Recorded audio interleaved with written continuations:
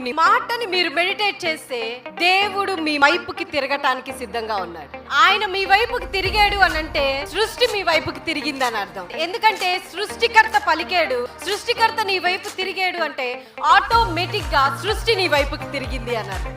So నువ్వు మాట్లాడితే సృష్టి నీ మాట వింటది అని అర్థం. నాకు మొరపెట్టుము అంటే దేవుని దగ్గరికి వెళ్ళి అయ్యా నాకు ఇది కావాలి అని అడిగితే చాలంట, సృష్టి నీ మాట వినటం మొదలు పెడతా ఉంటుంది. నీకెవ్వరూ లేకపోవచ్చు కానీ సృష్టికర్త నీతో ఉన్నాడు. నిన్ను అందరూ విడిచిపెట్టి ఉండొచ్చు కానీ సృష్టికర్త నీతో ఉన్నాడు.